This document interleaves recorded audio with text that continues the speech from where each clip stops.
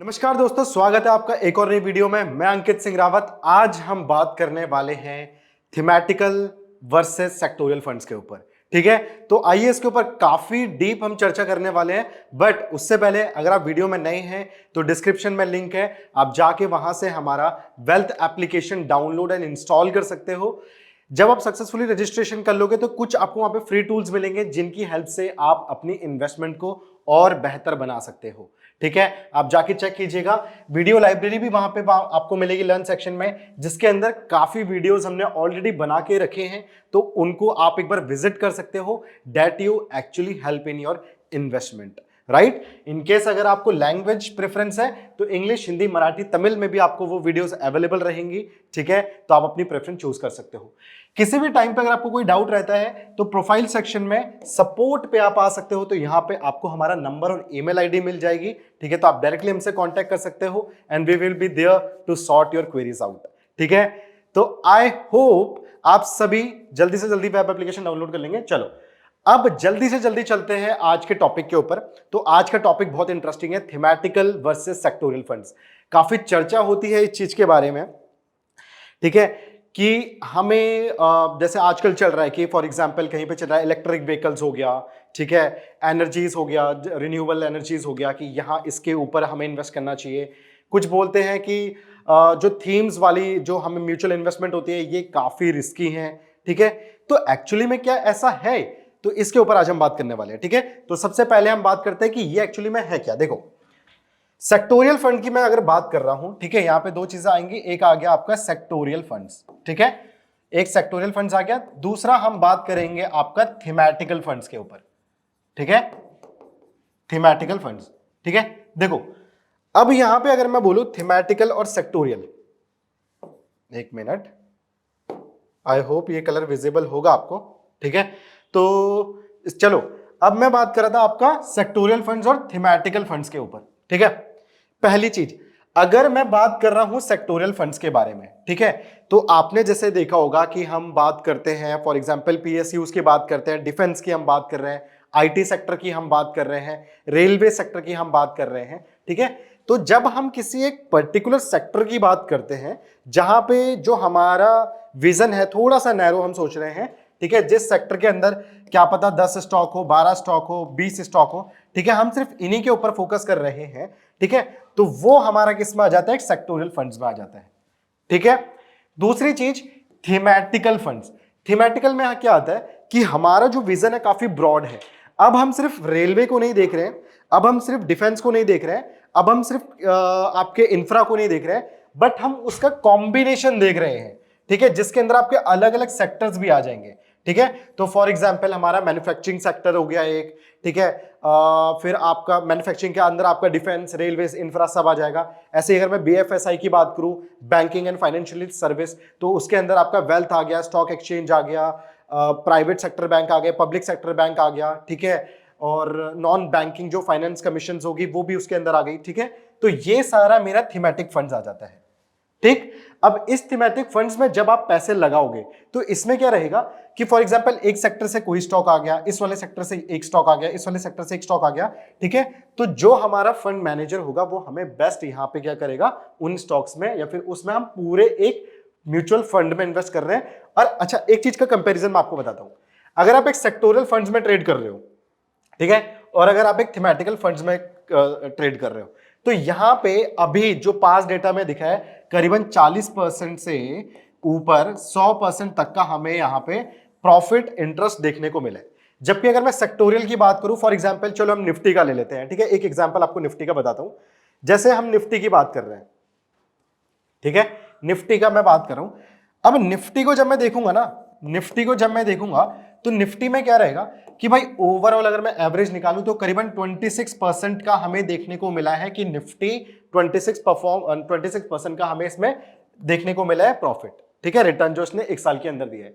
अगर मैं इसकी एवरेज की बात करूं तो जो इसके 50 स्टॉक्स है उन्होंने करीबन, जो 50 स्टॉक्स इसके अंदर है उन्होंने करीबन 38% अच्छा परफॉर्म किया है। ठीक है, जिसमें से सिर्फ 3 स्टॉक ऐसे हैं जो 100 से ऊपर गए हैं। सिर्फ 3 स्टॉक्स हैं जिन्होंने 100 से ऊपर परफॉर्म किया है, 100% से ऊपर। ठीक है, और बाकी जो इसके एक्स्ट्रा ऑर्डिनरी जिनको हम बोलते हैं ना एवरग्रीन स्टॉक्स, जिनको हम ऋतिक स्टॉक्स बोलते हैं, फॉर एग्जांपल आपका एचडीएफसी बैंक हो गया, कोटक बैंक हो गया, इंडलसिंड बैंक हो गया, ब्रिटानिया हो गया, ये सारे आउट परफॉर्मिंग, सॉरी ये सारे अंडर परफॉर्मिंग थे, मतलब इनका जो परफॉर्मेंस था वो नेगेटिव में था। ठीक है, जिनको हम क्या बोलते हैं कि ये स्टॉक्स तो ऋतिक स्टॉक्स है, ये एवरग्रीन है।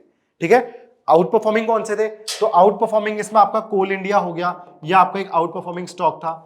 ठीक है, और इसमें आपका एक बजाज हो गया। ठीक है, ये आपका एक आउट परफॉर्मिंग स्टॉक था। तो एक सेक्टर के अंदर आप लिमिटेड होते हो, और क्या होता है कि हमने देखा है कि सिर्फ एक सेक्टर के अंदर कुछ स्टॉक्स है जो पूरे एक सेक्टर को उठाने का काम कर रहे हैं, बाकी स्टॉक्स अंडर परफॉर्मिंग है।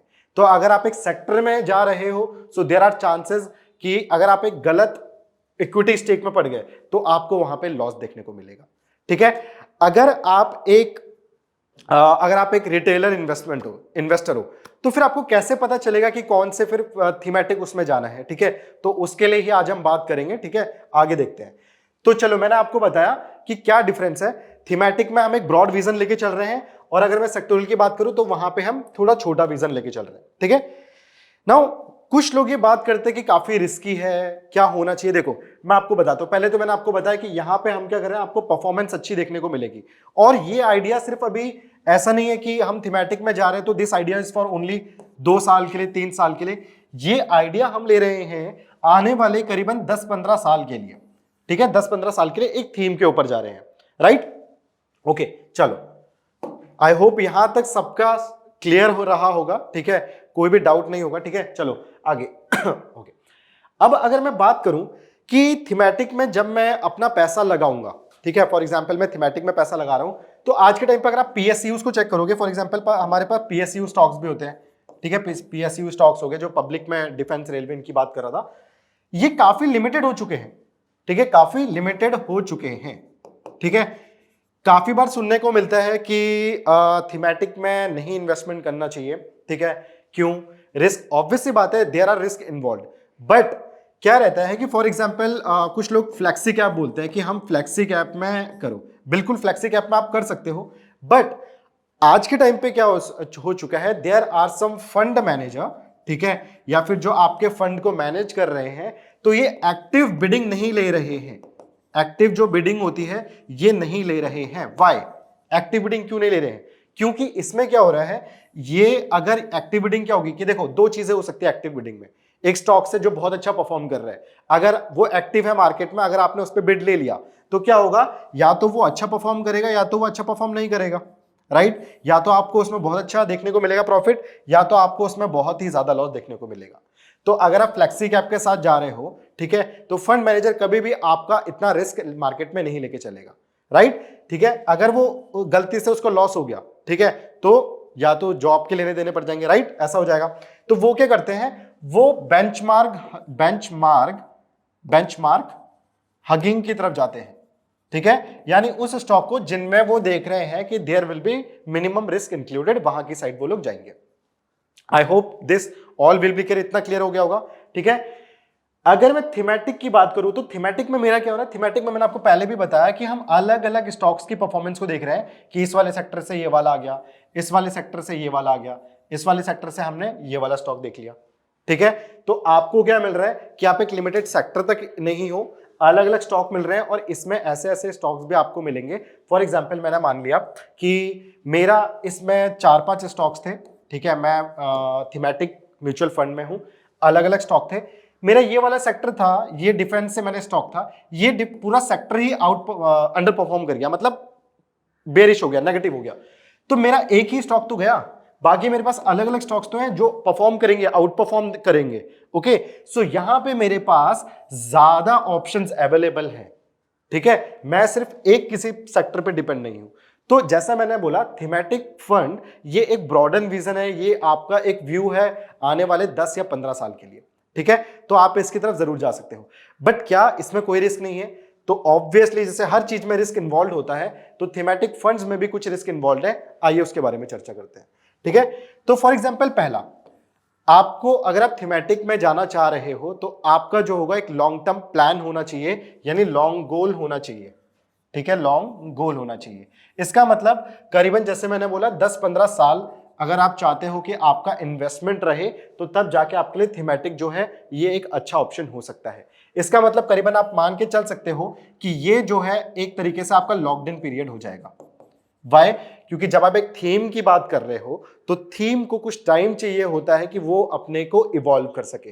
ठीक है, फॉर एग्जाम्पल अगर आप बीएफएसआई की बात करते हो तो बीएफएसआई में मेरा स्टॉक एक्सचेंज वाला जो सेक्टर है वो काफी बूम कर सकता है, बट पूरी ओवरऑल थीम को बूम करने के लिए थोड़ा सा टाइम चाहिए होगा। तो आपको करीबन इसमें 10-15 साल का, ठीक है, तो आप एक मान के चल सकते हो कि लॉन्ग टर्म गोल प्लान कर रहे हो। ठीक है, तो आपका गोल आपको पहले ही क्लियर हो जाना चाहिए।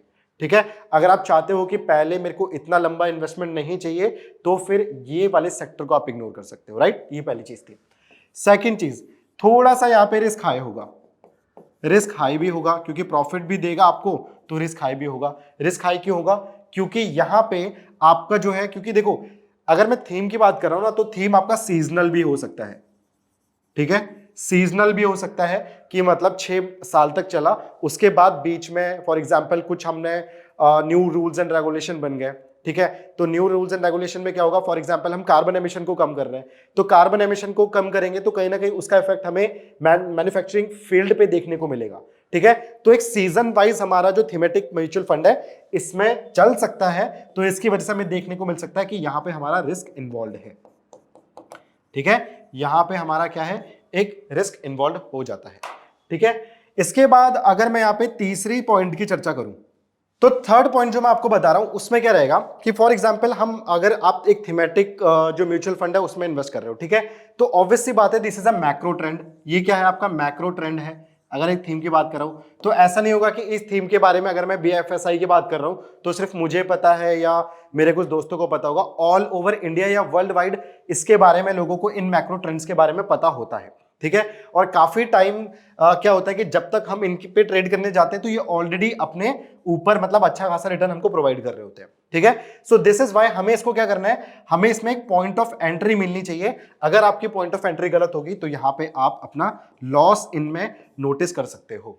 ठीक है, तो ये चीज है कि आपको कहां पे करना है, एक पॉइंट ऑफ एंट्री आपकी अच्छी होनी चाहिए। ठीक है, और इसके लिए कब आपको पॉइंट ऑफ एंट्री लेनी है, जितना कम लो पे आप एंट्री ले सकते हो। ठीक है, तो इसके लिए थोड़ी सी आपकी हेल्प कहां हो जाएगी, आप कॉन्सेप्ट एप्लीकेशन में जब इसको इंस्टॉल करोगे तो वहां पे काफी अच्छे ऐसे टूल्स है जो आपको बताएंगे कि आप कौन से कम लेवल पे ले सकते हो। ठीक है, तो यहां पे आप उसकी हेल्प ले सकते हो, कॉन्सेप्ट एप्लीकेशन।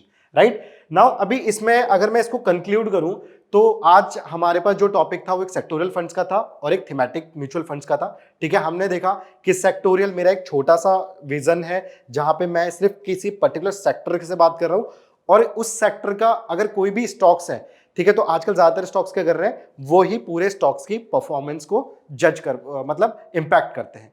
एक थीमेटिक में मैं अलग अलग सेक्टर से अपने स्टॉक्स को चूज कर सकता हूं। ठीक है, और काफी हमने इसके ऊपर चर्चा करी कि क्या इसमें रिस्क इन्वॉल्व होंगे। ठीक है, क्या इसमें अब फॉर एग्जांपल अगर मैं इंडिया की बात करूं तो इंडिया भी क्या कर रहा है, इंडिया भी धीरे धीरे एक डिकेडल जो आपका म्यूचुअल फंड है, ठीक है, डिकेडल थीम्स की तरफ जा रहा है। ठीक है, यहां पे अगर हम हेल्थ की बात कर लें, मैन्युफैक्चरिंग की बात कर लें, बीएफएसआई की हमने बहुत बात कर ली है। ठीक है, तो इंडिया एक डिकेडल सिनेरियो की तरफ जा रहा है। So for that you can also invest in thematical. Right, so thank you so much guys, ये आज का सेशन था। इन केस कोई भी डाउट रहता है तो आप कमेंट में हमें बता सकते हो, और जिन लोगों ने अभी तक चैनल को लाइक शेयर सब्सक्राइब नहीं किया है तो मेक श्योर आज आप करके जाओ। Thank you, this is Ankit Singh Rawat, have a good day.